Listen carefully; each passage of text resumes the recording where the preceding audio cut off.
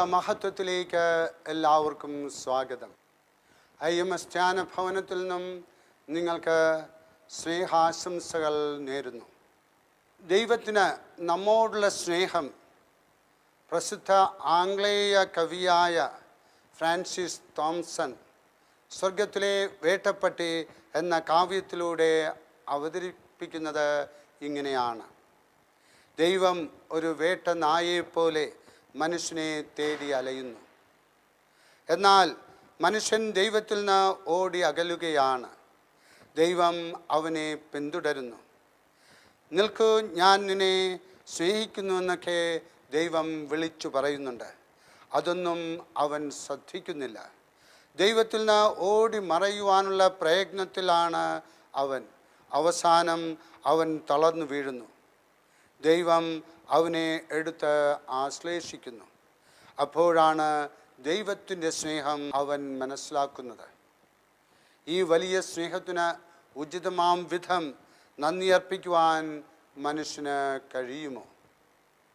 നാം പലപ്പോഴും ലഭിച്ച അനുഗ്രഹങ്ങളെ സൗകര്യപൂർവ്വം വിസ്മരിച്ച് ലഭിക്കാത്ത അനുഗ്രഹങ്ങളെ പ്രതി നമ്മൾ നിരാശപ്പെടുന്നു. ഒരിക്കൽ ഒരു അമേരിക്കൻ മിഷണറി ലെബനോനിൽ പ്രവർത്തിക്കവേ അവിടുത്തെ തീവ്രവാദികൾ അദ്ദേഹത്തെ ബന്ദിയാക്കി.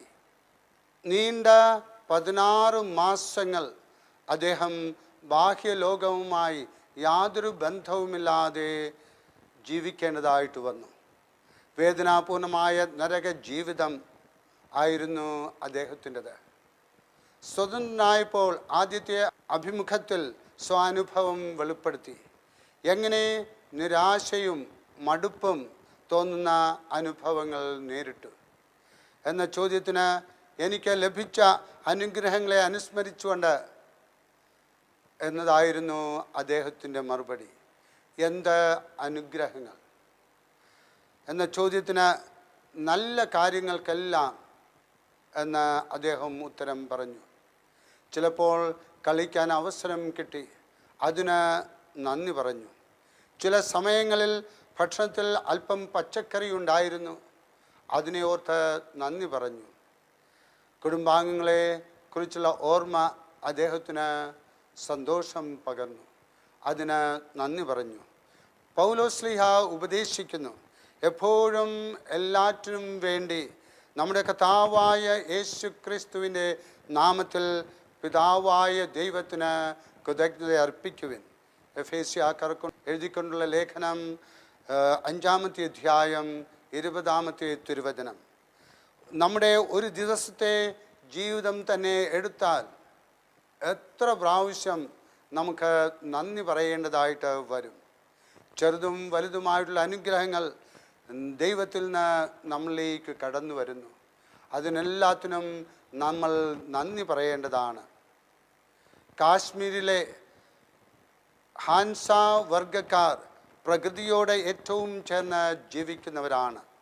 അവർ ഏറ്റവും കൂടുതൽ ഭക്ഷിക്കുന്നത് പ്രകൃത്യാ തന്നെ ലഭിക്കുന്ന കിഴങ്ങുകൾ, പഴവർഗ്ഗങ്ങൾ, പച്ചക്കറികൾ, ഇലക്കറികൾ എന്നിവയാണ്.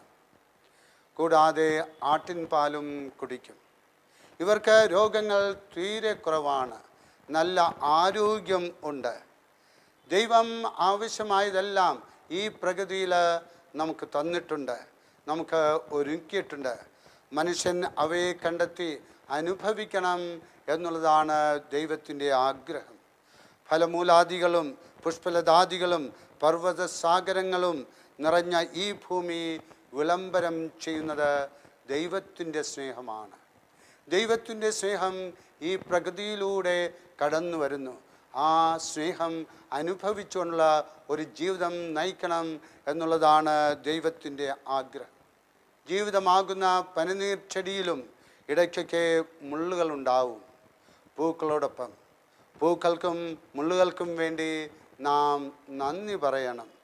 അങ്ങനെ വരുമ്പോൾ ജീവിതം അനുഗ്രഹിക്കപ്പെട്ട ജീവിതമായി മാറുന്നു. മുള്ളുകളിലൂടെ ഉളവാകുന്ന വേദനകൾ വ്യക്തികളുടെ രൂപത്തിലോ അനിഷ്ട സംഭവങ്ങളുടെ രൂപത്തിലോ തകർച്ചകളുടെ രൂപത്തിലോ ഒക്കെ നമ്മുടെ ജീവിതത്തിലേക്ക് കടന്നു വരും. ദൈവം നൽകുന്നതെല്ലാം നന്മയ്ക്കാണ് എന്ന് വിശ്വസിക്കുവാൻ സാധിക്കുകയാണെങ്കിൽ പ്രിയമുള്ളവരെ, നമുക്ക് നന്ദി പറയുവാനായിട്ട് ബുദ്ധിമുട്ടുണ്ടാകുകയില്ല. നിത്യരക്ഷയെ മുന്നിൽ കണ്ടുകൊണ്ട് ദൈവം എപ്പോഴും നമ്മുടെ ജീവിതത്തെ നവീകരിക്കുന്നു. ദൈവത്തോട് മാത്രമല്ല, മനുഷ്യരോടും നമ്മൾ നന്ദി പറയണം. മനുഷ്യർ നമ്മുടെ ജീവിതത്തിലേക്ക് കടന്നു വരുന്നു, ഏറെ സഹായങ്ങളുമായിട്ട് കടന്നു വരുന്നു. അവരുടെ സഹകരണങ്ങളെല്ലാം നാം അനുസ്മരിക്കണം. അവയ്ക്ക് നമ്മൾ ദൈവത്തിന് നന്ദി പറയുന്നതോടൊപ്പം മനുഷ്യരോടും നമ്മൾ നന്ദി പറയണം. ഒരിക്കലും നമ്മളെ സഹായിക്കുന്നവരെ മറന്നു കളയരുത്. അത് വേദനാജനകമാണ്. ദൈവത്തോടും മനുഷ്യരോടും ഒന്നുപോലെ നന്ദിയുള്ളവരായി തീർന്നാൽ നമ്മൾ നമ്മുടെ ജീവിതം കൂടുതൽ ധന്യമാക്കി മാറ്റും. അതിനുള്ള കൃപാവരം നിങ്ങൾക്കേവർക്കും IMS അമ്മ തരട്ടെ.